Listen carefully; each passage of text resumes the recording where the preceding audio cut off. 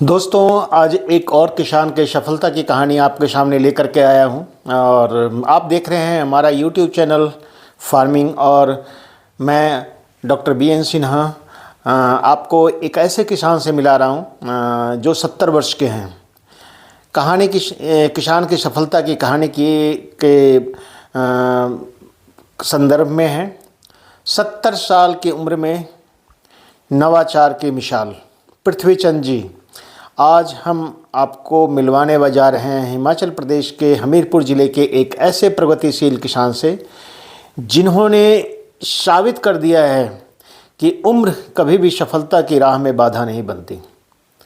हम बात कर रहे हैं हमीरपुर ज़िले के टौनी देवी क्षेत्र के रहने वाले गांव सवालवास के रहने वाले किसान जो 70-71 वर्ष के हैं और नाम है पृथ्वीचंद जी। हमीरपुर ज़िला जो हिमाचल प्रदेश के पहाड़ी और आंशिक दुर्गम क्षेत्रों में आता है और ख़ासकर टौनी देवी का क्षेत्र जहां पहाड़ पत्थर और सप्पड़ ही हैं, वहां खेती करना बिल्कुल आसान नहीं है। एक छोटी जोत, सीमित संसाधन और पहाड़ी क्षेत्रों परिस्थितियों, लेकिन जहां इरादे मजबूत हों वहां रास्ते खुद बन जाते हैं। पृथ्वीचंद जी के पास भी बहुत ज़्यादा ज़मीन नहीं है, लेकिन जो है उसी को उन्होंने अवसर में बदल दिया है। जब अधिकांश किसान पारंपरिक खेती में लगे थे तब पृथ्वीचंद जी ने सोचा कुछ अलग करना है, कुछ नया करना है और यहीं से शुरू होती है उनकी इनोवेटिव खेती की यात्रा। सबसे पहले उन्होंने अपने खेत में लगाया ड्रैगन फ्रूट, जिसकी मांग आजकल पता है मार्केट में काफ़ी ज़्यादा है और एक अच्छा स्वादिष्ट फ्रूट के रूप में जाना जाता है। पहाड़ी क्षेत्र में ड्रैगन फ्रूट लोगों ने कहा यहाँ नहीं चलेगा, लेकिन उन्होंने हार नहीं मानी। सही तकनीक अपनाई, पौधों की देखभाल की, नई टेक्नोलॉजी से जुड़कर आज उनके खेत में ड्रैगन फ्रूट की सफल उत्पादन हो रहा है। ड्रैगन फ्रूट की खेती से ना पिछले 3 से 4 वर्षों से वो कर रहे हैं। यह फसल, यह जो फल है, न केवल अच्छी आमदनी देता है बल्कि बाज़ार में इसकी मांग भी लगातार बढ़ रही है। इसके जो पौधे हैं वो तैयार करते हैं। उसके अलावा कैक्टस की विभिन्न प्रजाति, आजकल कैक्टस को एक फ्रूट के रूप में देखा जा रहा है। एक तो एडवर्स कंडीशन में भी इसकी खेती की जा सकती है। सिर्फ ड्रैगन फ्रूट ही नहीं, उन्होंने विभिन्न प्रकार के सजावटी और उपयोगी कैक्टस भी लगाए हैं। कैक्टस का जहाँ पता है कि इसे पानी की आवश्यकता नहीं होती, कैक्टस की नर्सरी तैयार कर वे अतिरिक्त आय भी अर्जित कर रहे हैं और इसमें आने वाले फल को वो अपने लिए और अभी ज़िले में कुछ जगह किसान लोगों को बता भी रहे हैं कि इसके भी फल खाए जा सकते हैं। कम पानी में तैयार होने वाली यह फसल पहाड़ी क्षेत्रों के लिए बहुत उपयुक्त है। और इसके अलावा इन्होंने कॉफ़ी उत्पादन या कॉफ़ी प्लांटेशन की भी एक अनोखी पहल की है। जहां लोग मानते हैं कि कॉफ़ी सिर्फ दक्षिण भारत में उगती है, वहीं पृथ्वीचंद जी ने अपने खेत में कॉफ़ी के पौधे भी लगाए हैं और ये पौधे उनके खेतों में फल भी दे रहे हैं।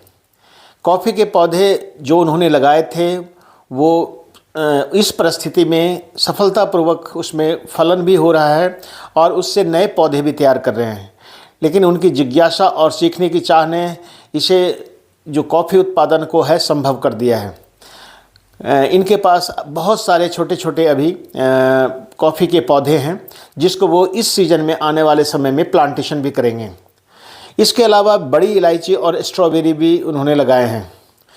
उन्होंने आगे बढ़ते हुए ब्लैक कार्डेमम, यानी जिसको हम बड़ी इलायची की खेती बड़ी इलायची भी कहते हैं, उसकी शुरुआत की। छोटी इलायची तो लगी लेकिन उसमें फ्रूट नहीं आया और बड़ी इलायची में इनका कहना है कि इसमें फ्रूटिंग आती है। इसके अलावा स्ट्रॉबेरी का उत्पादन भी कर रहे हैं।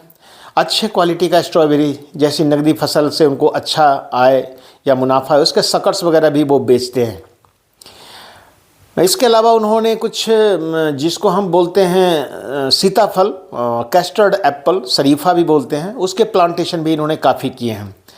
पपीता भी इन्होंने लगा रखे हैं अपने किचन गार्डन में और थोड़ा बहुत सब्जी उत्पादन भी करते हैं। उनके खेत में पपाया का उत्पादन अच्छी तरह हो रहा है, पपीता का सफल उत्पादन किया है उन्होंने, लेकिन कोहरे की मार कभी कभी इससे ज़्यादा नुकसान पहुंचाता है। साथ ही मौसमी सब्जी की खेती और फल एवं सब्जी की नर्सरी तैयार करके वे स्थानीय किसानों को इसके पौध भी, नर्सरी पौध उपलब्ध कराते रहते हैं। इससे उन्हें दोहरा लाभ होता है, एक अपनी आय, दूसरा क्षेत्र के किसानों को गुणवत्ता जो पूर्ण है वो जो नर्सरी पौध है वो मिल जाता है। अगर इनके परिवार की बात कहें तो ये काफ़ी इनोवेटिव भी हैं। इन्होंने एक छोटी सी 3 पहिया गाड़ी भी बना रखी है जिससे वो प्रचार प्रसार भी करते हैं। पृथ्वी चंद जी के 2 बच्चे हैं, दोनों निजी नौकरी में, एक बेटा एक बेटी है। और वे चूँकि खेती से जुड़े नहीं हैं, लेकिन 70-72 साल की उम्र में अभी भी पृथ्वी चंद जी खेती को अपना मेन ऑक्यूपेशन समझते हैं। हालांकि वे खेती में पूर्णकालिक रूप से नहीं हैं बच्चे जो हैं, लेकिन पिता और मेहनत और उनके लगन पर उन्हें काफ़ी गर्व भी होता है। उनमें बच्चों में सीखने की ललक ज़रूर है। 70 साल के उम्र में भी पृथ्वी चंद जी को नई तकनीक है वो सीखते रहते हैं और लोगों को भी बताते हैं। कृषि मेलों में भी भाग लेते हैं, वैज्ञानिकों से सलाह लेते हैं और अपने खेत में नए नए प्रयोग करते रहते हैं। यही जिज्ञासा उन्हें एक इनोवेटिव किसान बनाती है। दोस्तों, सफलता ज़मीन के आकार से नहीं, सोच के आकार से तय होती है। अगर सीमित संसाधनों में भी नई सोच, मेहनत और सकारात्मक दृष्टिकोण हो तो कोई भी किसान आत्मनिर्भर बन सकता है। पृथ्वी चंद जी ने साबित कर दिया है कि उम्र सिर्फ एक संख्या है, सीखने और आगे बढ़ने की कोई सीमा नहीं है। हमीरपुर के दुर्गम क्षेत्र के इस किसान ने ड्रैगन फ्रूट से लेकर कॉफ़ी, कैक्टस, स्ट्रॉबेरी, पपीता, इसके अलावा विभिन्न प्रकार की सब्जियां, कस्टर्ड एप्पल जिसको सीताफल कहते हैं, और कंटोला, इस क्षेत्र में इन्होंने नए नए पौधे उगाने में सफलता हासिल की है। आज वे न केवल स्वयं सफल हैं बल्कि अपने आसपास के, अपने ज़िले के किसानों के लिए वो प्रेरणा के स्रोत हैं। अगर आपको भी यह कहानी प्रेरणादायक लगी हो तो वीडियो को लाइक करें, शेयर करें और ऐसे ही सफल किसानों की कहानियाँ देखने के लिए मेरे चैनल को सब्सक्राइब अवश्य करें। ये किसान आपके बीच का ही किसान है जो गुमशुदा, जिसके कार्यों को हम चाहते हैं कि लोग उसके कार्यों को जान सकें। तो जय किसान, जय हिमाचल, धन्यवाद।